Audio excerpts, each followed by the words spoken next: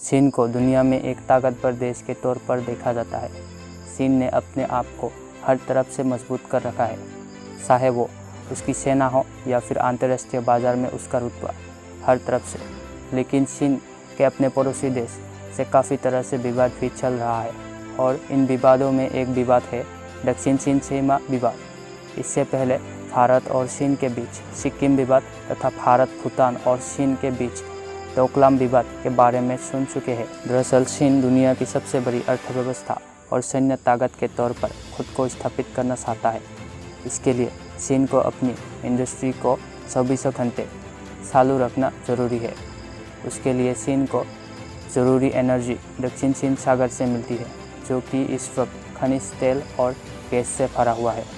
America के energy information agency ने अनुमान लगाया कि इस वक्त दक्षिण चीन सागर में 190 ट्रिलियन क्यूबिक फीट के नेचुरल गैस और 11 बिलियन बैरल तेल भंडार है। एक सर्वे में यह भी जानकारी सामने आई कि दक्षिण चीन सागर में 160 बिलियन बैरल तेल भी हो सकता है, जिसकी अभी तक खोज भी नहीं हुई। इसी वजह से दक्षिण चीन सागर और उसके आसपास के देशों पर चीन की तरफ से जंग जैसे हालात बनाए हुए हैं। चीन की खपत की बात करें तो पिछले 60 दशक में चीन की खपत 3 गुना बढ़ गई है। 1980 से लेकर 2019 तक के तेल की खपत के आंकड़ों पर नज़र डालें तो 1980 में 1197.26 हज़ार बैरल प्रतिदिन की खपत थी, जो कि 2019 में बढ़कर 3,192 हज़ार बैरल प्रतिदिन हो गई। चीन की इसी बढ़ती तेल की खपत की वजह से दक्षिण चीन सागर से लगते सभी देशों के साथ चीन का विवाद है। इनमें Taiwan, Philippines, Malaysia, Indonesia, Vietnam और सिंगापुर शामिल है। दरअसल चीन की 80% एनर्जी ट्रेड हिंदू महासागर और मलक्का स्टेट से होते हुए जाता है और अगर कभी भी जंग के हालात बनते हैं तो इस रूट को आसानी से बाधित किया जा सकता है।